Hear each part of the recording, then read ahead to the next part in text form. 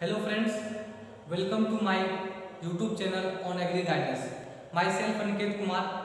At present time, I am studying in Bihar Agricultural College, Sabour, Bhagalpur. यह animal husbandry का part 3 है. इससे पहले 2 और वीडियो को अपलोड किया जा चुका है. अगर आप लोगों ने उन दोनों वीडियो को नहीं देखा है तो उन दोनों वीडियो का लिंक इस वीडियो के डिस्क्रिप्शन बॉक्स में आप लोगों को मिल जाएगा.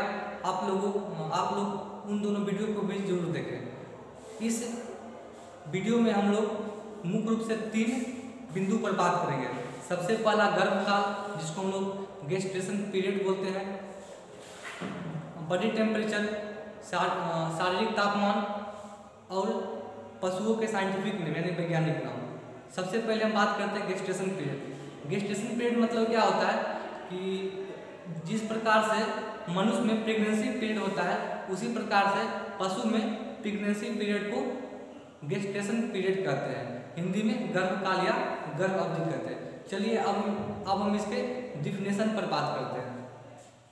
गर्भकाल, जिसको इंग्लिश में गेस्टेशन पीरियड कहते हैं. गेस्टेशन पीरियड क्या है? पशुओं में गर्भधारण से प्रसव तक के समय को गर्भकाल या गर्भ अवधि कहते हैं. पशुओं में गर्भधारण का मतलब होता है जब पशुओं का जब मीटिंग होता है उसके बाद जब फर्टिलाइजेशन हो जाता है उस समय से लेकर प्रसव मतलब होता है जब पशु बच्चे को जन्म दे देती है. उसके बीच के जो समय अवधि होता है, जो टाइम इंटरवल होता है, उस टाइम इंटरवल को हम गर्भकाल या गर्भ अवधि कहते हैं. अगर इस डिफिनेशन को अगर हम इंग्लिश में बोले तो the time interval between conception and parturition is called gestation period. कहने का मतलब उसके बाद अगला पॉइंट है पशुओं में प्रेगनेंसी पीरियड को गेस्टेशन पीरियड कहते हैं. जिस प्रकार से मनुष्य में हम प्रेगनेंसी पीरियड कहते हैं उसी प्रकार से पशुपालन के लिए इसके लिए गेस्टेशन पीरियड को टर्म दिया गया है. अब हम बात करते हैं पशुपालन में जो भी विभिन्न प्रकार के पशुओं को हम पालते हैं उनका गर्भ अवधि कितने दिनों का होता है. सबसे पहले गाय का जो है गर्भकाल 282 दिन का होता है, यानी कि 282 डेज. कहीं कहीं एग्जाम में आपको 282 दिन नहीं देकर 280 से 285 के बीच का जो ऑप्शन होगा वो भी आप टिक कर सकते हैं.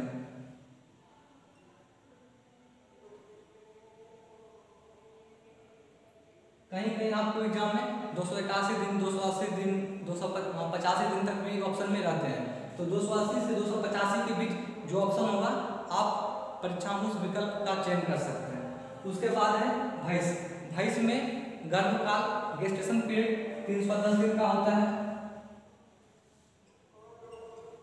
उसके बाद है बकरी यानी गोट. गोट में 148 दिन का होता है. उसके बाद है शीप यानी भेड़. भेड़ में 150 दिन का होता है.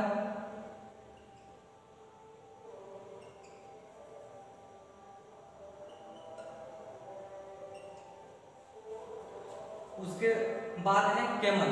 कैमल में 390 से 410 दिन का होता है. 390 to 410 डेज. उसके बाद है पिग, जिसको हम सुअर बोलते हैं. सुअर में 114 दिन का होता है. उसके बाद है हेन यानी मुर्गी. मुर्गी में क्या होता है, जो फर्टिलाइज्ड एग होता है उससे अंडे 21 दिन में बाहर निकल जाते हैं.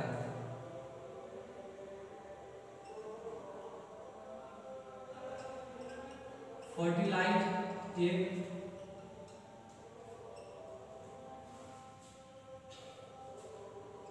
निषेचित अंडे से चूजे जो होते हैं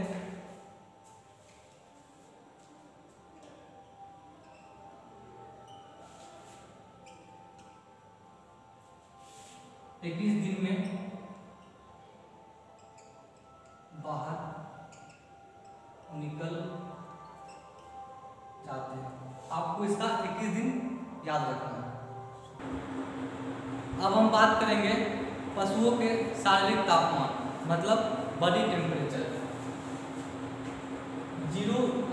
इसको पढ़ते हैं डिग्री सेल्सियस, इसको पढ़ते हैं डिग्री फ़ारेनहाइट. यहाँ पर मैंने लिख दिया है. डिग्री सेल्सियस और डिग्री फ़ारेनहाइट। सेल्सियस और फ़ारेनहाइट में कुछ संबंध होता है। क्या संबंध होता है? एक फॉर्मूला आता है C/5 बराबर F-32/9। अगर आपको डिग्री सेल्सियस या डिग्री फ़ारेनहाइट दोनों में कोई भी एक टेम्परेचर अगर आपको याद है तो आप दूसरे को निकाल सकते हैं। अब हम बात करते हैं गाय का जो है बॉडी टेम्परेचर कितना होता है। तो डिग्री सेल्सियस में होता है 38.5 और डिग्री फ़ारेनहाइट में होता है 101.5। भैंस का 37.5 ये होता है 100 फ़ारेनहाइट में। गोट का बात करें, बकरी का बात करें 39.1 और इधर होता है 102.5। सीप का बात करें, सीप का 39 होता है और इधर 102 होता है। उसके बाद कैमल का बात करें, ऊँट का बॉडी टेम्परेचर जो है 37.5 सेल्सियस में और फ़ारेनहाइट में 99.5 या कहीं आपको 100 में देखने को मिल जाएगा। उसके बाद है सुअर का होता है 39.2 102.6।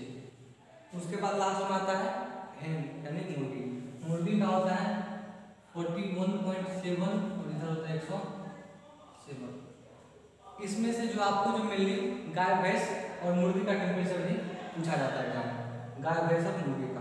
तो इन तीनों का टेम्परेचर आप लोग जो है अच्छे से इनको याद कर लीजिएगा। अब हम बात करेंगे इन पशुओं के साइंटिफिक नेम, वैज्ञानिक नाम के बारे में। सबसे पहले गाय जो है दो प्रकार की होती है। एक होती है देसी गाय, एक होती है विदेशी गाय। देसी गाय जो होती है उसमें कुबर पाया जाता है। उसके जब आप बॉडी पर देखिएगा तो उसके बॉडी पर उठा हुआ इस टाइप का कुछ स्ट्रक्चर होता है, उसको हम्प बोलते हैं, कुबर। यानी कि गाय जो होती है दो प्रकार की होती है, देसी गाय और विदेशी गाय। देसी गाय को बोलते हैं इंडिजिनस,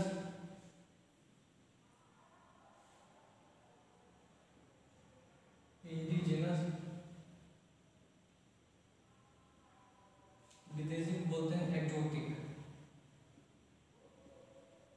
अब दोनों गाय का अलग अलग साइंटिफिक नेम होता है।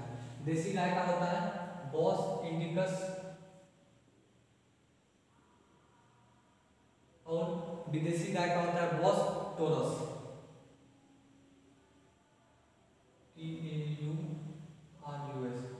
जब भी हम साइंटिफिक नेम लिखते हैं तो जो पहला जो होता है उसको हम जीनस बोलते हैं, दूसरा जो होता है स्पीसीज बोलते हैं। यानी जीएस, इसको आप शॉर्ट ट्रिक में जीएस करके याद रख सकते हैं। जी मतलब जीनस, एस मतलब स्पीसीज।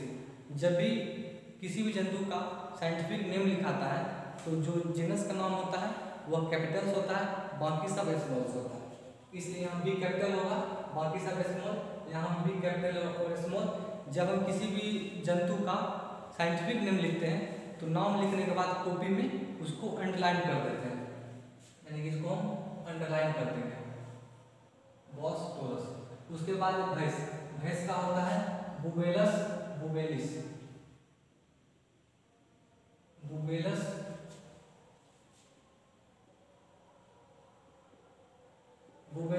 बुबेलिस, केवल यहाँ पर अंतर है, यू है और यहाँ आई है, बुबेलस बुबेलिस। बकरी का होता है काफरा हिरकस, काफरा हिरकस। यहाँ भी अंडरलाइन कर देंगे, यहाँ भी अंडरलाइन कर देंगे। भेड़ का होता है ओविस एरिस, OVIS, ओविस ARIES, ओविस एरिस। कैमल जो है दो प्रकार का होता है, एक कैमल जो एशिया में पाया जाता है, एक कैमल जो अरब में पाया जाता है। एशिया में जो कैमल पाया जाता है उसमें 2 हम्प यानी 2 कुबर होते हैं, और अरब के देश में जो कुबर पाया जाता है उसमें 1 हम्प होता है, यानी 1 कुबर होता है। यानी क्या कि इसको हम लिख सकते हैं एशियन 2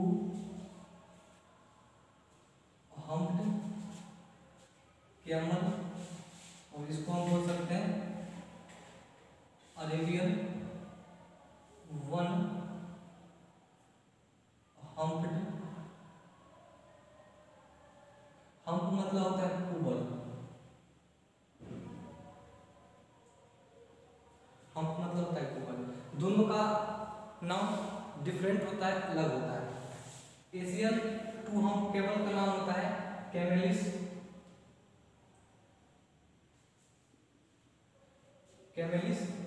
बैक्टीरियनस।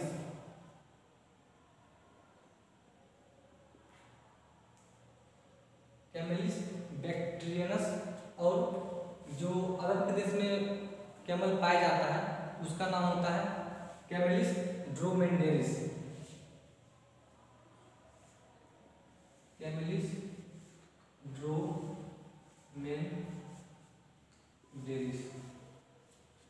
इसको भी हम अंडरलाइन कर देंगे, क्योंकि जो भी साइंटिफिक नेम लिखाता है उसको हम कॉपी में लिखने के बाद अंडरलाइन कर देते हैं। उसके बाद है पिग। पिग मतलब सुअर। सुअर का होता है सस डोमेस्टिकस। सस डोमेस्टिकस यानी कि जो सुअर का नाम होता है उसको बोलते हैं सस डोमेस्टिकस। अभी लास्ट में मुर्गी। मुर्गी का होता है गैलस डोमेस्टिकस। इसको भी अंडरलाइन कर देंगे GALLS, गैलस डोमेस्टिकस। इसमें जो है कभी कभी क्या होता है आपको पूछ देगा क्या कि इसका स्पीशीज क्या है या इसका जेनरा क्या है। तो हमने पहले ही बता दिया, जब भी किसी जंतु का साइंटिफिक नेम लिखाता है तो वो 2 शब्द, वो लैटिन भाषा के 2 शब्दों से मिलकर बना होता है, जीनस और स्पीशीज। पहला जो होगा वो जीनस होगा, वो सेकेंड उसके बाद जो होगा वो स्पीशीज होगा। यानी इसको शॉर्ट में ट्रिक से GS करके याद कर सकते हैं। लेकिन क्या होता है जो किताब में होता है या कंप्यूटर में होता है वो इटालिक में लिखा जाता है। इटालिक मतलब हल्का तिरछा करके, इसलिए किताब में या कंप्यूटर में उसको अंडरलाइन नहीं किया जाता है। लेकिन हम जब कॉपी पर लिखते हैं तो उसको हम तिरछा करके उतना अच्छा से लिख नहीं सकते, इस कारण से हम इसको जो है लिखने के बाद अंडरलाइन करते हैं। आशा करता हूँ कि यह वीडियो आप लोगों को पसंद आया होगा।